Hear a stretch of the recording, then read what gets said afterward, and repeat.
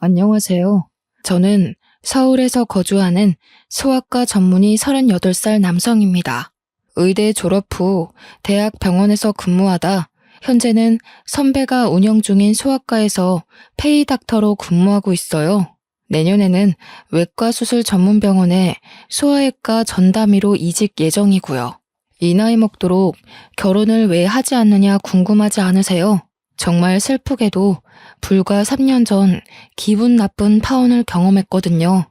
그래서 그 일을 겪은 뒤에 결혼에 대한 생각이 싹 사라지더군요. 아마 그때 제가 결혼을 했으면 예쁜 와이프와 함께 행복하게 잘 살고 있었을 거예요. 어쩌면 아이가 있었을지도 모르죠. 저에게 쓰라린 아픔을 안겨줬던 그 여자로 인해 저희 집 명성에 먹칠을 할 뻔한 제 파혼 사연을 여러분께 들려드릴게요. 참고로 그 여자라고 하면 저와 결혼을 약속했던 여자친구라고 생각하실 것 같은데요. 그 여자는 다름 아닌 예비 장모였던 사람입니다. 이때의 일로 인해 결혼에 대한 트라우마가 생겼네요. 지금 제가 솔로 생활을 만끽하고 있는 이유기도 하고요. 그럼 사연 시작하겠습니다. 사연을 시작하기 전에 제 집안에 대해 먼저 말씀을 드리자면요. 저희 집안은 대대로 의사를 배출한 소위 말하는 사자 집안이에요. 병원과 재단을 설립하신 자랑스러운 할아버지, 아버지, 그리고 여동생까지 외과 전문의 과정을 수료해서 지금은 강남 한복판에 수술 전문 병원을 운영하고 있는데요. 어머니는 병원 행정일을 총괄하시면서 의료복지재단을 운영하고 계시고요. 저도 곧 소아과 페이닥터 근무를 끝내고 내년부터는 외과 수술 전문병원에서 전담의로 이직할 예정입니다. 소아 탈장이나 복강경 수술을 전담할 예정이죠. 하지만 다른 분들은 저에게 항상 물어보더라고요. 왜 할아버지 아버지가 있는 병원에서 같이 일하지 않아요? 그러면 편하게 근무할 수 있을 텐데요. 라며 꼭 질문을 하십니다. 물론 저도 처음에는 그 병원에서 일을 하려고 했습니다. 가업을 이어 병원을 운영하면 당연히 미래도 보장되고 좋은 일이죠. 하지만 가족들의 울타리를 벗어나 큰 병원에서 많은 경험을 해보고 싶은 생각이 강했어요. 그래서 할아버지와 아버지의 제안을 거절하면서까지 약간의 독단적인 행동을 하게 되었죠. 저희 병원은 대학병원처럼 규모가 큰 병원은 아니지만 서울에서 실력 좋기로 알아봐주는 병원입니다. 인터넷과 방송에도 여러 번 소개되며 전국 각지에서 환자들이 오는데요. 빠르고 정확한 진단으로 수술 경험이 많고 그 결과 또한 좋아 입소문을 타기 시작했어요. 또 형편이 어려운 사람들을 위해 여러 가지 의료 서비스를 제공하며 사회적 공헌 활동에도 열심히 이바지하고 있습니다. 작년에는 보건복지부 표창까지 받을 정도였다고요. 이 정도면 어느 정도 유명한지 아시겠죠? 재단과 병원을 설립한 건 증조 할아버지세요. 할아버지 말씀으로는 할아버지 아버지, 그 훨씬 이전부터 약방을 운영하셨다고 합니다. 먹을 것도 없어 생활이 어렵거나 아파도 치료를 받지 못하는 사람들을 위해 신분의 고하를 막론하고 열심히 사람들을 돌보셨다고 하네요. 없는 형편에 상과 들로 약초를 캐러 다니시며 본인들이 끼니를 굶어도 굶주린 사람들을 위해 약자 편에 서서 항상 베푸는 삶을 사셨다면서요. 내 자신의 이익보다는 남을 위해 살라는 저희에게 항상 해주시는 말씀이에요. 저희 집 가훈이기도 하고요. 할아버지 때 이르러서야 본격적으로 병원 운영을 시작하셨는데 어렸을 때부터 그런 할아버지와 아버지가 굉장히 멋있어 보였어요. 저와 여동생은 자연스레 의사라는 꿈을 가지게 되었죠. 그렇게 밤낮 없이 코피까지 흘리며 열심히 공부해서 노력한 탓에 지금에 이르렀는데요. 부모님은 꼭 의사가 아니더라도 원하는 일을 하고 살라며 묵묵히 뒤에서 응원을 해주실 뿐이었죠. 공부하는 게 재미있었고 저희가 원해서 이루어낸 꿈이라 의대에 합격했을 땐 그 누구보다 기뻐해 주시며 앞으로 각오해야 한다며 따끔한 충고를 해주시기도 하셨죠. 사람을 살리는 일이다 보니 지금까지 해왔던 공부와는 차원이 다를 거라면서요. 하루에 2시간 이상을 잡은 적이 없고 정말 그 누구보다 더 열심히 했습니다. 요즘에는 동창 모임을 하다 보면 주변에 결혼해서 초등학생 자녀를 둔 친구들이 대부분이더라고요. 조금 일찍 결혼한 친구들은 자녀가 중학생인 사람도 있고요. 나이도 곧 40을 바라보는 나이라 동창회에 가면 아직까지 결혼도 안 하고 뭐 하냐는 말을 매번 들었는데 요즘에는 그나마 듣지 않고 살고 있어요. 친구들이 제 눈치를 보고 있기 때문이었죠. 이제는 그만 좋은 사람 만나야 하지 않아? 주변에 좋은 사람이 있으니 소개시켜줄게, 말만 해. 라며 저에게 말을 해주곤 하지만 솔직히 그때 악몽이 되풀이될까봐 겁이 납니다. 섣불리 아무나 만나지도 못하겠거든요. 사실은요, 저는 불과 3년 전에 가슴 아픈 파혼을 경험했습니다. 남들처럼 평범하게 사랑해서 연애하고 결혼하고 행복하게 살고 싶었죠. 하지만 결혼은 남녀가 사랑한다고 해서 될 일이 아니더라고요. 헤어진 전 여자친구를 만나게 된 건 2년 정도 전이네요. 소아과를 개원한 선배를 3년 정도 도와주기로 해서 페이닥터로 근무를 시작한 지 얼마 되지 않았을 때였죠. 당시 선배가 운영하는 병원은 아파트 단지 상가에 위치해 있었는데요. 아파트 대단지 안에 있는 접근성 좋은 유일한 소아과여서 그런지 새로 생겼음에도 불구하고 오래된 병원처럼 늘 사람이 붐비는 곳이었죠. 소아과 특성상 상대하는 주 고객이 아기 엄마들과 할머니들인데요. 새로 개원한 병원인 탓에 청결함은 물론 진료를 잘 본다고 입소문을 타 방문객이 한참 많은 시기였습니다. 아유, 선생님, 혹시 결혼 안 하셨죠? 제 동생이 나이가 30인데 마침 남자친구가 없다네요? 선생님, 소개팅 한번 해보실래요? 의사 양반이 우리 손주도 낫게 해주고 명의일세 그려 우리 손녀랑 만나볼티요? 우리 손녀도 저기 무슨 회사에서 일한다고 그러더라고. 의사 양반 정도면 여자들이 아주 줄을 서겠어. 선생님, 너무 잘생기셨어요.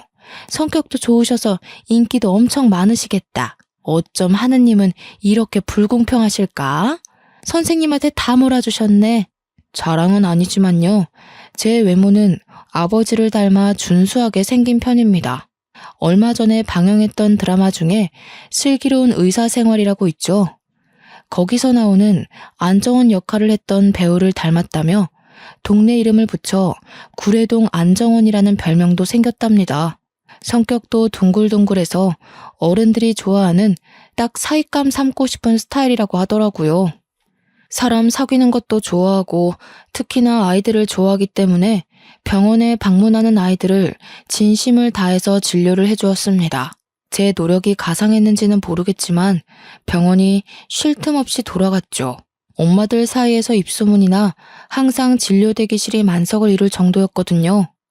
한 번은 개원한 지 얼마 되지 않아 처음 손녀를 데리고 오신 할머니가 계셨어요. 아들 부부가 손녀를 맡기고 여행을 갔는데 손녀가 감기 기운이 있는 것 같아 데리고 오셨다 했죠.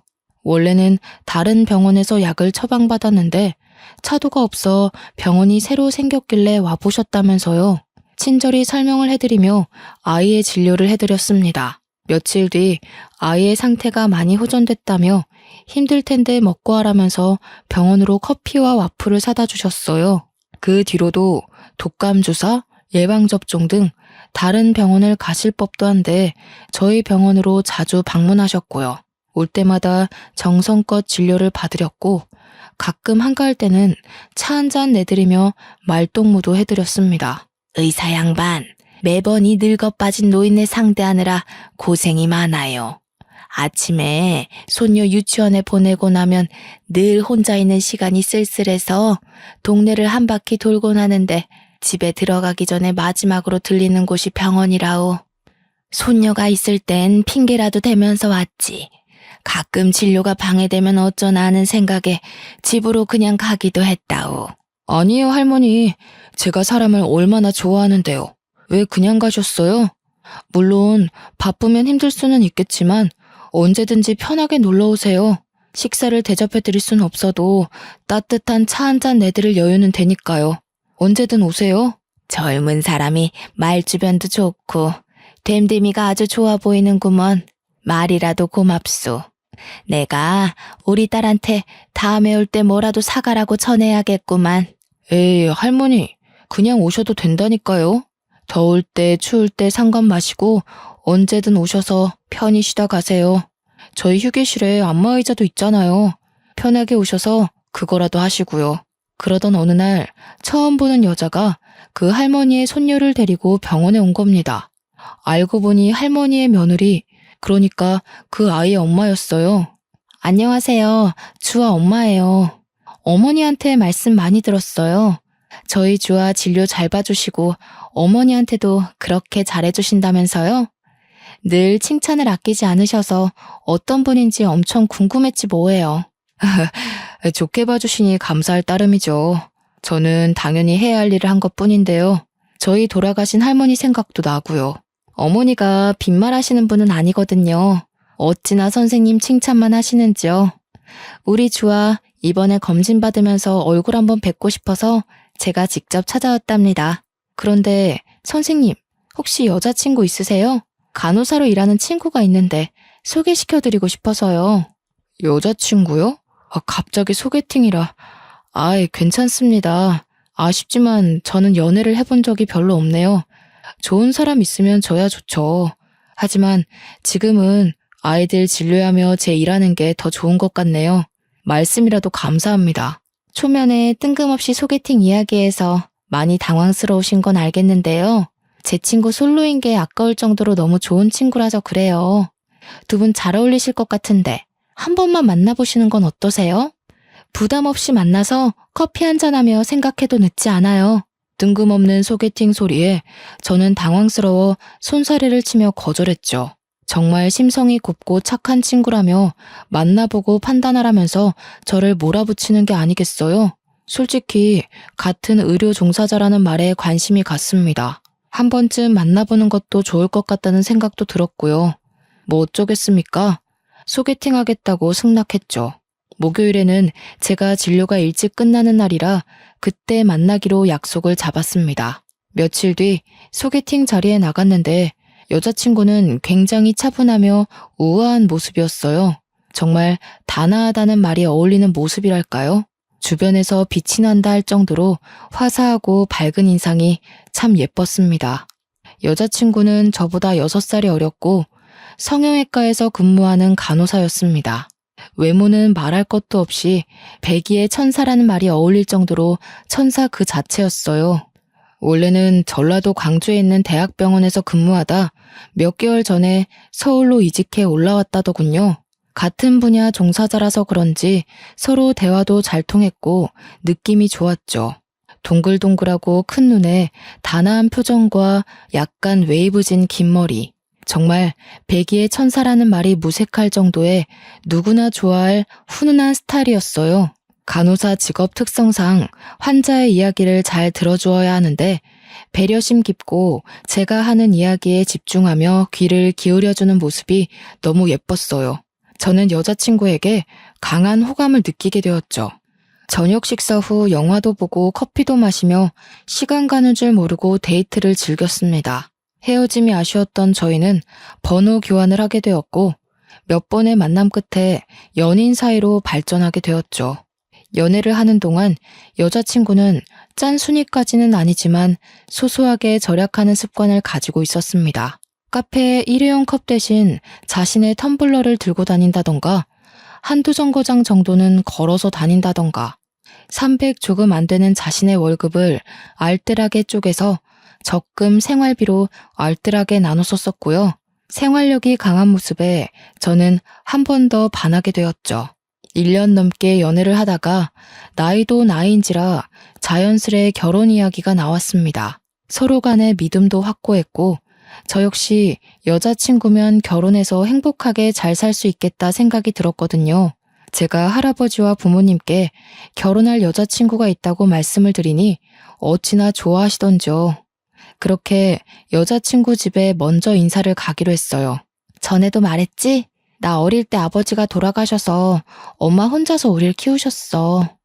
그래서 나도 일찍 돈을 벌고 싶었고 엄마도 안정적인 삶을 살길 바라셨지. 그래서 간호사라는 직업을 선택한 거야. 그럼 기억하고 있지. 누구나 다 사정은 가지고 있는 걸. 그게 자기의 흠은 아니잖아. 이제 듬직한 사위 보시고 우리가 행복하게 잘 사는 모습 보시면 더 좋아하실 거야. 너무 걱정하지 마. 사실 우리 엄마 혼자서 우리를 키우시다 보니 성격이 조금 유별나셔. 좋게 말하면 여걸이신데 자기가 기분이 나쁠 수도 있을 것 같아서 미리 말해두는 거야. 자식에 대한 보상 심리 같은 것도 있으시거든. 여자 혼자의 몸으로 자식을 둘이나 키우셨는데 그럴만도 하시지. 아마 누구나 다 그럴 거야. 혹여나 진짜 그러면 내가 잘 말씀드리면 되지 뭐. 너무 걱정하지 말자. 여자친구 집은 여느 집처럼 평범했습니다.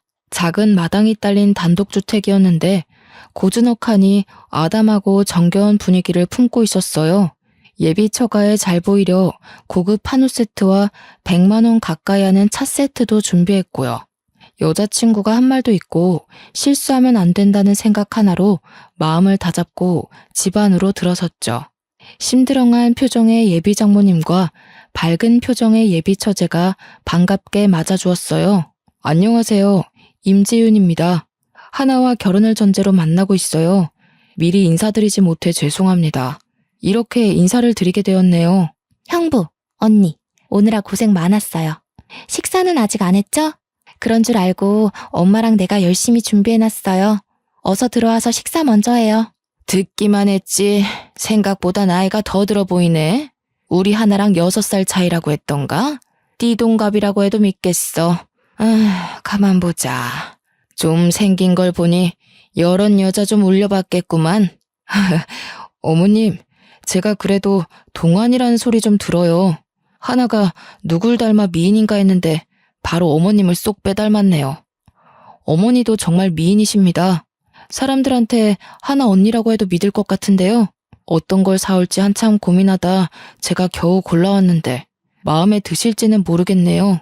무겁게 뭐하러 이런 것까지 가져오세요. 그냥 오셔도 되는데요. 그리고 엄마는 처음부터 무슨 말을 그렇게 형부 난감하게. 일단 다들 같이 식사부터 하자고요.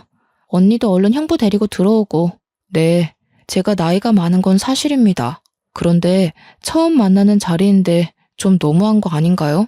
잔뜩 긴장해 있는 사람한테 무거운 짐까지 들고 있는데 앉으라는 말도 하지 않으시고 제 외모를 가지고 기분 나쁜 어투로 말씀하시는데 정말 기분이 상하더군요.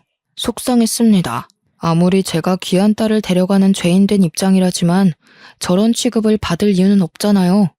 당장이라도 자리를 박차고 나가고 싶었지만 그래도 여자친구를 보며 꾹 참았어요.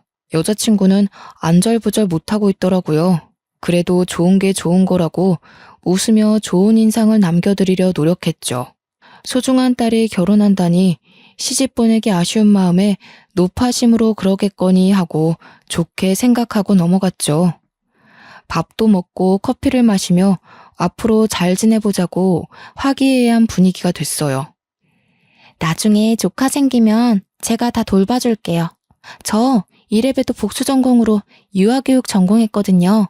믿고 맡겨만 주세요. 너무 앞서갔다 얘. 아직 결혼도 안 했는데 무슨 조카야. 얘는 쓸데없는 소리를 하고 있어. 에이 하나야. 처제 밝고 씩씩하고 좋구만 뭘. 나중에 우리 아이 태어나고 봐준다면야 고마워서 절이라도 해야지. 요즘 그러기가 쉽질 않잖아. 기대할게 처제. 예비 처제가 성격이 밝고 활발한 탓에 분위기를 잘 이끌어내더라고요.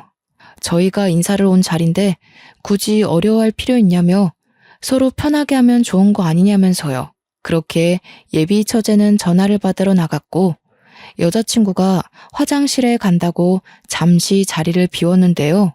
예비 장모님의 표정이 확 바뀌더니 저에게 대뜸 말씀하시는 겁니다. 모아둔 재산은 좀 있어요? 집은 어디에 구할 생각이고? 부모님은 다 살아계시나? 뭐 하시는 분들이죠? 우리 하나랑 어떻게 만난 사이예요? 하나랑 결혼해서 먹고 살 만큼의 여유는 충분히 있습니다. 집은 직장 근처로 잡을 예정이고요. 부모님 모두 살아계시고 사업을 하고 계십니다. 하나 씨는 병원에 자주 오시는 손님이 소개시켜 주셔서 만나게 되었습니다. 우리 하나, 내가 혼자 어렵사리 키워서 간호사 만들어 놨어요. 애 아빠가 사고로 죽고 일도 안 해본 나 혼자 아둥바둥 그렇게 평생을 힘들게 살았거든요. 나도 솔직히 애미 된 입장에서 우리 하나가 너무 아까워요. 어디가 모자라서 나이 많은 남자를 데려와서 결혼한다고 그러는지. 어머님, 어떤 부분을 걱정하시는지 잘 압니다. 평생 고생하시면서 하나 뒷바라지 잘해주신 것도 알고요. 외모로 보나 직업으로 보나 우리 하나 어디 하나 빠지는 구석 없는 1등 신부감이죠. 앞으로 제가 하나 잘 챙겨주겠습니다. 너무 걱정하지 마세요. 애들 키우느라 정작 나는 나를 위해 살았던 적이 없어요. 결혼하면 집은 당연히 남자가 해와야 하는 거 알죠? 나는 2딸 양육하느라 노후 준비도 못했어요. 그래서 보태줄 수 있는 돈도 없고요. 어머님, 저 하나 데리고 호강시켜줄 능력 충분합니다. 그러니 저 믿으세요. 그리고 말씀 편하게 하세요. 그럼 그럴까? 어쨌거나 자네 결혼하면 나한테 용돈도 주고 해야 해. 젊고 예쁜 딸 데려가면 그 정도는 해줘야 하지 않나? 나도 자네 부모나 마찬가지인데. 이건 내가 준비한 혼수 예단 목록이야. 모를 것 같아서 미리 준비했네. 한 달에 200만 원 정도면 괜찮지 싶은데 자네 생각은 어떤가? 그 부분은 하나랑 상의해서 이야기하겠습니다. 결혼하면서 필요하신 게 있으시면 언제든 말씀해 주세요. 예비 장모님은 마치 미리 준비한 듯이 혼수와 예단 목록이 담긴 봉투를 건네주셨어요. 나중에 집에 와서 보니 차, 집, 밍크코트, 용돈 등 별의별 내용이 다 있었어요. 솔직히 조금 너무한 게 아닌가 싶을 정도더군요. 물론 원한다면 전부 해드릴 여유도 있었지만 원래 결혼이라는 게 각자 형편에 맞게 해야 하는 것 아닌가요? 금액으로만 따지면 아파트 한 채 정도 되는 금액이었거든요. 이때라도 다시 생각해보자 했었어야 했는데 제가 나이가 많아 늦게 결혼하는 탓이라 생각했어요. 그렇게 어수선한 첫인사를 마치고 저희 집에도 인사를 갔어요. 부모님은 제가 며느리 될 여자를 소개시켜드린다 하니 잔뜩 신이 나셔서는 손수 정성껏 차린 음식을 대접하고 싶다며 집으로 초대를 하셨죠. 여자친구는 저희 집을 보더니 입을 떡하니 벌리며 놀란 표정 감추지 못하더군요. 어느 정도 여유는 있겠다 했는데 이 정도일 줄은 몰랐다면서 뭐라고 말해야 할지 모르겠다고요. 그리고 식사를 하며 저희 집안에 대해 이야기를 해주었어요. 부담스러울까봐 미리 말하지 못해서 미안하다는 사과와 함께요. 하나씨, 부담스러워하지 말고 많이 들어요. 원래는 밖에서 보자고 하려 했는데 그래도 귀한 손님이 오는데 바깥 음식을 먹으면 쓰나. 도우미 이모님이랑 내가 함께 준비한 거지만 많이 먹어요. 이 녀석이 숙기가 없어서 언제 정신 차리나 했는데 아가씨를 보니 내 마음이 놓이는구먼. 어디 불편한 건 없나? 보니까 이 녀석이 집 얘기를 한 번도 안 했나 보구먼. 예끼, 재윤아, 네 색시한테 실수한 게다 이놈아. 아니에요, 할아버님. 제가 굳이 물어보지 않았는걸요. 재윤 씨만 보면 되는 거지. 배경이 중요한 건 아니라서요. 이렇게 환대를 해주시니 몸둘 바를 모르겠어요. 음식도 정말 맛있고요. 결혼 준비하면서 힘든 거 있으면 언제든지 재윤이 통해서 말해요. 저 녀석이 마음에 안 들면 나한테 직접 이야기해도 돼요. 이제 우리 가족인데. 여자친구는 인사를 하는 동안 입을 다물지 못하며 당황스러운 듯한 모습을 보였어요. 티를 안 낸다고는 하지만 적잖이 당황한 모습을 제가 느낄 수 있었죠. 늦은 밤이 되어서야 첫인사를 마치고 여자친구를 집에 데려다 주기 위해 나왔습니다. 여전히 여자친구는 조금 충격을 먹은 듯 했죠. 집으로 바래다 주는 차 안에서 갑자기 흐느끼며 울기 시작하더라고요. 재윤 씨, 나 솔직히 내가 너무 초라해 보였어. 내가 너무 속물 같더라고. 자기에 비하면 한없이 부족한데 이런 나여도 결혼할 수 있겠어? 괜찮겠어? 아니, 왜 그런 거 가지고 울고 그래, 난감하게. 돈이 많고 적고가 뭐가 중요해. 내가 그깟 돈 따지면서 사람 만나는 걸로 보여? 나는 서로 좋아하고 진실된 마음 하나면 충분해. 그러니 울지 마. 예쁜 얼굴 못난이 된다. 그렇게 양가 집의 인사를 끝나고 본격적인 결혼 준비에 들어갈 무렵이었어요. 예비 장모가 저에게 따로 연락을 해서 만나자고 하는 겁니다. 마침 점심시간이기도 했고요. 식사 대접을 해드리고 커피를 마시며 웬일로 일은 힘들지 않냐는 둥 다정한 말투신 겁니다. 그러다 저에게 말을 안 했었다며 품위 유지비 명목으로 1억을 더 요구하는 게 아니겠어요? 건네준 혼수 예단 목록을 돈으로 환산하면 총 3억 정도 되는 금액입니다. 1억이 땅 파서 나오는 돈도 아니고 솔직히 듣자 하니 너무 짜증이 나더군요. 꾸민비 생각해보니 내가 그런 걸 말을 안 했었네. 내가 말한 1억 정도만 따로 보태주었으면 하네. 가능하지? 나도 의사 사위를 둔 티를 좀 내야 하지 않겠어? 어머님, 이건 좀 경우가 아니지 않습니까? 아무리 제가 나이가 많고 하나같이 부족함 없는 사람을 아내로 맞이한다 한들 저한테 너무 과하게 바라시는 것 같으세요. 하나랑 조금 상의를 해봐야 할 것 같습니다. 저 진료가 아직 남아서요. 먼저 들어가 보겠습니다. 경우가 아니라니? 자네, 이 정도면 능력도 없으면서 우리 하나를 데려가려 했나? 솔직히 조금 실망이네. 아니면 나한테 주는 돈이 아까운 겐가? 사람 그렇게 야박하게 구는 거 아니야. 하나랑 상의해보고 말씀드릴게요. 제가 섣불리 어떻게 하겠다고 말씀은 못 드립니다. 너무하시다는 생각 안 드세요? 하나 통해서 연락 드릴 테니 그런 줄 아세요.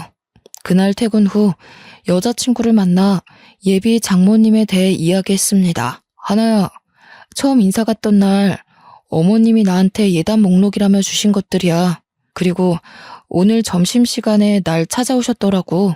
근데 꾸민비로 1억을 더 달라고 말씀하시는 거야. 물론 내가 해드릴 수 있어. 하지만 너랑 상의를 해봐야 할 것 같아서. 근데 하나 너는 이런 사실을 알고 있었어? 이게 다 뭐야? 정말 엄마가 이걸 줬다고? 이게 다 얼마야?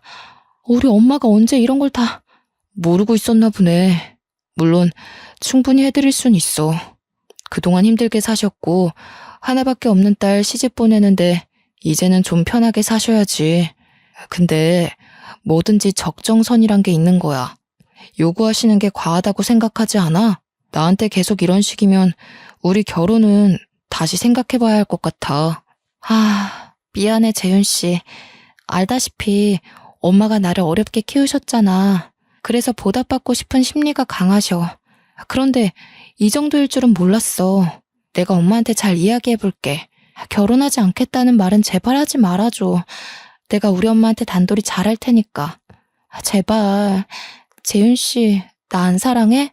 저는 아직 여자친구를 사랑하는 마음이 컸습니다. 물론 예비 장모님 때문에 어쩔 수 없이 뱉은 모진말이지요. 저는 마지막 기회다 싶어 예비 장모님이 다시는 이런 행동을 하지 말 것을 약속받고 결혼을 재개하기로 했어요. 이런 일이 있다면 여자친구를 통해 이야기를 하라는 말을 전달드리면서요. 며칠 뒤 조금 잠잠하나 싶더니 예비 장모님이 연락을 하셨습니다. 제가 바빠서 휴대폰 전화를 받지 못하자 병원으로 전화를 하셨더군요. 자네, 어떻게 그럴 수 있나? 내가 실수를 조금 했기로써니 하나를 얼마나 쥐잡듯 잡았으면 나한테 와서 소리를 치냔 말이야. 내가 자네한테 과한 부탁을 한 건가? 그게 그렇게도 과해? 우리 귀한 딸 데려가면서 그 정도 할 생각은 했어야 하는 거 아니냐고. 자네, 실망이 크네. 자네, 내가 생각이 짧았네. 내가 그랬으면 안 되는 거였는데 실수했네. 예단은 내가 줄여서 다시 보내주겠네. 미안하네. 정말 극과 극이지 않나요? 더 웃긴 건 뭔 줄 아세요? 저렇게 전화와서 화를 내고 억지를 부리며 악다구니를 쓰시다가도 어느 날엔 자신이 생각이 짧았다며 누그러진 모습을 보이신다는 겁니다. 그러다 또 며칠 뒤엔 아무리 생각해도 이건 자신이 억울하다며 돈을 더 달라는 둥, 물론 여자친구는 이런 사실조차 모른다는 거죠. 어른한테 죄송한 말이지만 정말 돈에 환장하신 건가 미친 거 아닌가 생각이 들더군요. 중요한 건 차라리 여자친구를 통해 당당하게 이런 이유가 있으니 이런 식으로 해달라 요구를 하면 좀 나았을 겁니다. 자식 팔아서 장사하려는 것도 아니고 이게 뭡니까? 그렇게 하루가 멀다 하고 연락해서 잔소리를 해대는 통에 이건 정말 아니다 싶은 생각이 들었습니다. 마침 그날 환자도 많고 바쁘고 정신없었지만 스트레스가 이만저만 아니었거든요. 오래 고민 끝에 여자친구와 저녁 약속을 잡았습니다. 하나야, 나 더 이상은 못 참겠어. 어머님 해도 해도 정말 너무하시는 거 아니야? 그때 이후로 시도 때도 없이 전화 오셔서 본인 할 말만 하시고, 내가 전화를 안 받으면 병원에까지 전화하시고, 내가 선배랑 간호사들 볼 면목이 없어. 나한테는 별말 없어서 나는 정말 아무것도 몰랐어. 병원에 전화까지 하셨다니 도대체 엄마는... 재윤 씨, 정말 미안해. 내가 대신 사과할게. 내가 분명 잘 말했는데... 내가 너한테 화낼 건 아니지만 도대체 이게 무슨 경우야?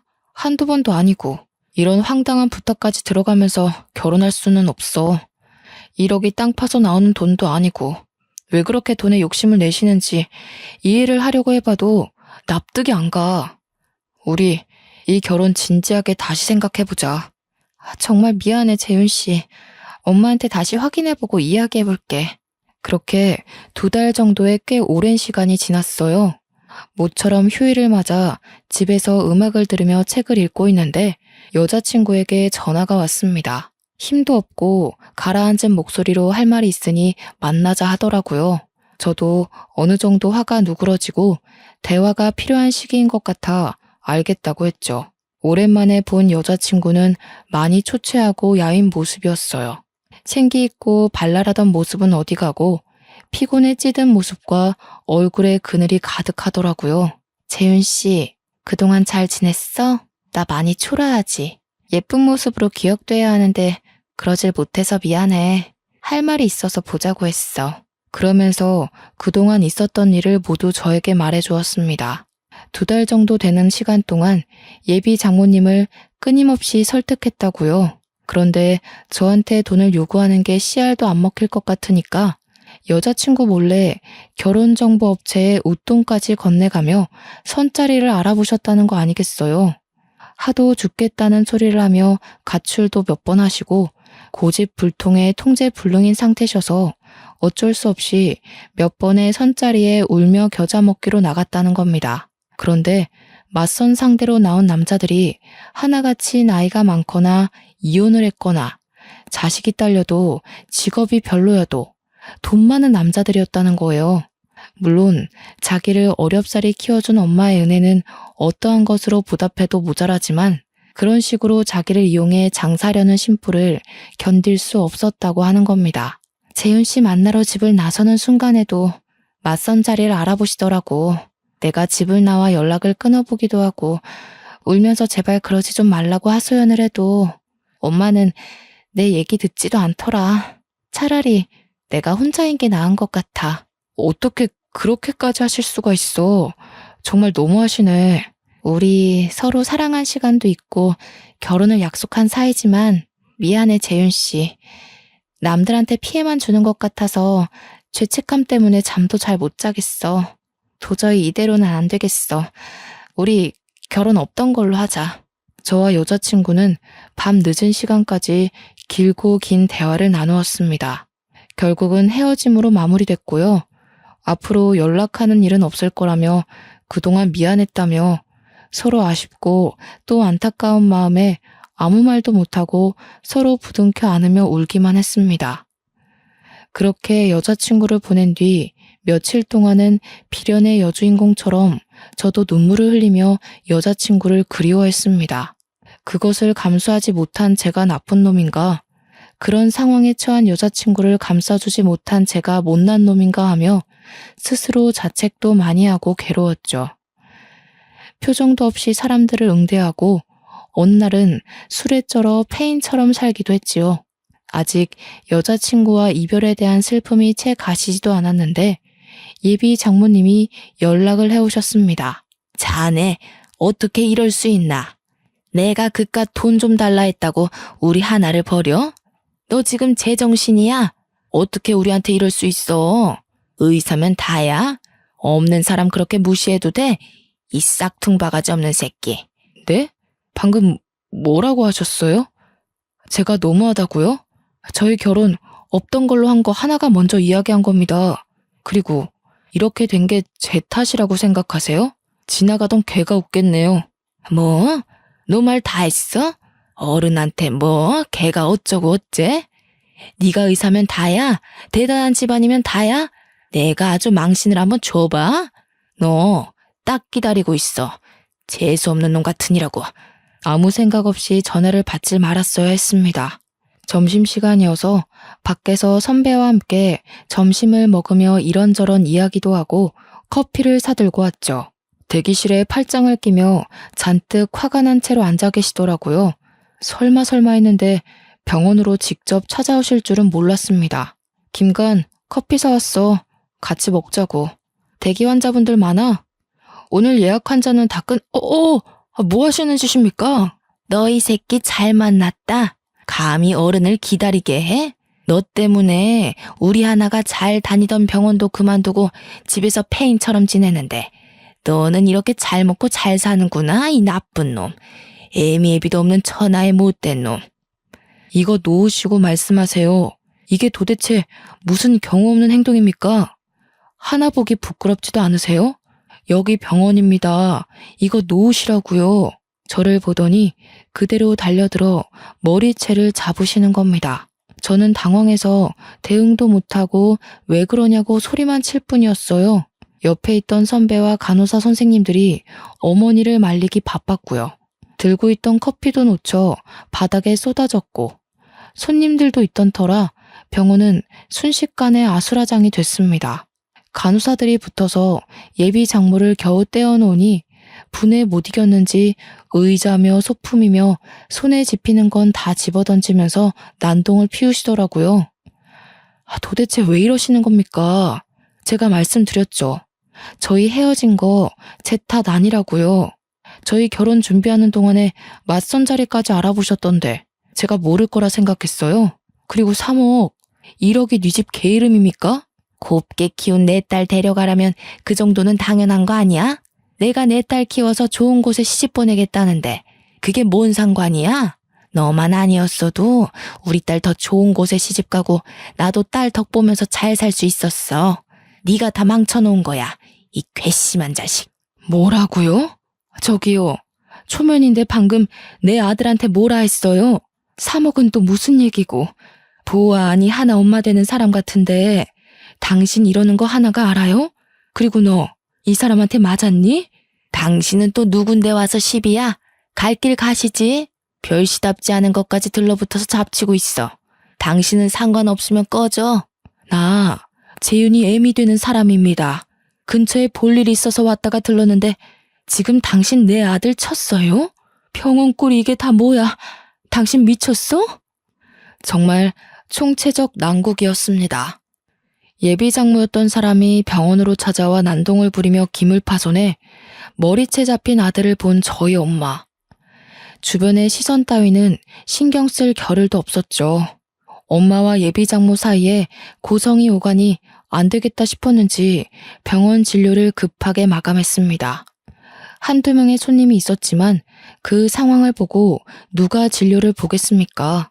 그날은 더 이상 영업을 할 수가 없었어요. 두 분 다 그만하세요. 서로 할 만큼 하셨어요. 그리고 어머님, 저 하나랑 파혼한 마당에 여기까지 와서 이러시면 곤란하죠. 저도 더 봐드리진 못하겠네요. 병원 기물 파손하신 거, 저 때리신 거 배상해 주셔야겠어요. 여기가 네 병원이라도 돼? 배상? 까짓것 해봐. 나 돈 없어, 배째. 그러게 누가 우리 딸 뻥 차버리래? 그렇게 잘난 여자가 어딨다고 애초에 넘보지도 못할 놈이 말이야. 뭐 이런 막무가내인 사람이 다 있어. 재윤아, 너 괜히 힘쓸 것 없다. 너 이런 소리 들으라고 내가 그 공부시켜서 의사 만든 거 아니다. 김 변호사한테 전화해서 내가 알아서 처리할 테니 너는 가만히 있어. 아니, 당신은 아까부터 자꾸 왜 참견질이야? 돈이 그렇게 많아? 당신 그 잘난 아들이 우리 하나 버려서 우리 딸은 폐인되어 가고 있는데 나도 피해 보상 좀 받아야겠는걸? 말 다 했어요? 피해 보상? 그래요. 한번 해봐요. 우리 집안 무시하는 것도 정도 것이지. 당신 내가 고소할 거야. 우리 재윤이를 무시하는 건 우리 집안을 무시하는 거나 마찬가지야. 얼마나 잘난 집안이길래 그렇게 당당하지? 당신 아들 내가 의사생활 못하게 아주 사회에서 매장시켜버리려니까. 결국 저는 예비 장모를 폭행죄, 업무방해죄로 고소했습니다. 물론 기물파손에 대한 피해보상금 청구까지요. 합의할 생각은 전혀 없었습니다. 고소를 진행하면서 그제서야 예비 장모님은 저희 집안에 대해 알게 되셨고 매일같이 연락을 해 잘못했다며 고소를 취하해달라고 사정을 하더라고요. 고소를 진행하고 재판을 앞둔 어느 날 부모님이 계신 집으로 여자친구와 예비 장모가 찾아왔습니다. 눈물 콧물을 다 짜내며 고소를 취하해달라고 사정하더라고요. 어머니, 재윤 씨, 정말 죄송합니다. 제가 엄마를 말렸어야 했는데 그러질 못했어요. 어떻게든 변상을 할 테니 고소만은 취하해주세요. 정말 죄송합니다. 제가 정신이 어떻게 됐던 모양입니다. 돈에 눈이 멀어 미쳤었나 봐요. 선처해주시면 쥐 죽은 듯이 조용히 살겠습니다. 병원 기물파손한 부분에 대해서는 어떻게든 변상하겠습니다. 제 딸아이를 봐서라도 한 번만 용서해주세요. 아무리 돈에 눈이 멀어도 그렇죠. 귀한 자식 팔아서 장사하려는 짓, 그거 진짜 못할 짓입니다. 없으면 없는 대로, 있으면 베풀며 살아야 되는 거 아니에요? 저희 돈 같은 거 하나도 안 따집니다. 하나 마음 씀씀이 그거 하나 봤어요. 대개 따님 어딜 가도 부족함이 없어요. 근데 그걸 망친 건 그쪽입니다. 그 돈은 제가 어떻게든 마련해서 드릴 테니 저를 봐서라도 한 번만 용서해 주세요. 제가 이렇게 빌게요. 어머니, 고소 취하 부탁드립니다. 딸 팔아서 장사를 한다뇨? 네네, 그건 말도 안 됩니다. 앞으로 그런 일 없이 착하게 살 테니 제발 고소만은 취하해 주세요. 이렇게 부탁드립니다. 앞으로 그렇게 살지 마세요. 자식 가지고 장사하지 말란 말이에요. 그렇게 살지 않겠다는 조건으로 고소 취하해 드릴 겁니다. 하나 얼굴 봐서 100번 1000번 참고 이야기하는 거고요. 이제 그만 돌아가세요. 하나야, 너도 할 만큼 했으니 어머니 모시고 집으로 돌아가렴. 내가 따로 연락하마. 정말 감사합니다, 어머니. 뭐라고 드릴 말씀이 없네요. 이 은혜 평생 잊지 않겠습니다. 정말 죄송하고 감사합니다. 잘못을 한 건 예비 장모님인데 왜 여자친구가 사죄를 해야 하는지 이해가 가질 않았어요. 그런 모습을 보며 저와 엄마는 마음이 아플 뿐이었죠. 사정을 하는 여자친구의 모습을 본 엄마와 저는 마음이 약해졌습니다. 당연히 예비 장모님을 생각하면 고소를 취할 생각은 전혀 없었지만요. 하지만 그냥은 넘어갈 수 없었기에 3천만 원의 합의금을 받고 고소를 취하해 주었습니다. 그 돈은 선배의 병원을 수리하고 망가진 장비를 구입하는 데 사용했고요. 엄마는 그런 못된 인간은 정신을 차리게 해주어야 한다며 아쉬워하셨어요. 한바탕 소란이 일고 전해 들은 소식으로는 여자친구가 다른 지역으로 이사를 갔다더라고요. 어디로 갔는지는 저도 모르겠습니다. 저는 선배의 병원을 그만두고 강남에 있는 아버지가 운영하시는 병원으로 이직했습니다. 선배한테는 병원에 근무하면서 신세 많이 지고 간다고 말을 건넸고요. 이직한 뒤에는 외과 전문 병원이라 그런지 수술도 많고 끼니를 제때 챙겨 먹지 못할 만큼 바쁜 나날을 보내고 있어요. 부모님께 병원 운영에 관한 것도 배우고 있고요. 할아버지가 늘 말씀하시던 것처럼 제 자신보다는 남을 위해 살아가는 인생을 살고 싶어요. 지금 이 글을 쓰는 이 순간에도 여자친구가 생각나지만 가슴 깊이 묻어두려 합니다. 독신으로 사는 것도 나쁘지는 않을 것 같아요. 시간이 약이라는 말이 있죠. 1년 정도가 지났을 무렵에서야 일에 취해 사니 이별의 아픔이 조금은 나아지더군요. 이별의 상처가 전부 아문 것은 아니지만 지금은 잘 살고 있겠거니 할 뿐이었죠. 깊은 사랑을 했던 터라 일부러 기억 속에서 지우려 해도 생각이 안 나진 않더라고요. 그런 가슴 아픈 이별을 겪은 뒤 저는 결혼에 대한 생각이 싹 사라졌습니다. 주위에서는 더 늦기 전에 해야 되는 것 아니냐며 좋은 사람을 소개시켜 주겠다고 난립니다. 부모님도 한 살이라도 젊을 때 다시 생각해보라며 할아버지한테 증손주 안겨드릴 생각 없느냐고 가끔 한 소리 하시고요. 저는 아마 남은 인생을 독신으로 살아가지 않을까 싶네요. 혹시 저처럼 이런 가슴 시린 일을 겪으신 분이 계신가요? 그렇다면 저의 사연을 읽고 조금이라도 공감과 위로가 되셨으면 좋겠습니다. 이별을 한다는 건 정말 슬프고 가슴이 미어지는 일이지만 겨울이 지나고 봄이 오듯이 언젠간 우리가 갖고 있는 상처도 아물 겁니다. 저의 긴 사연을 들어주셔서 감사합니다.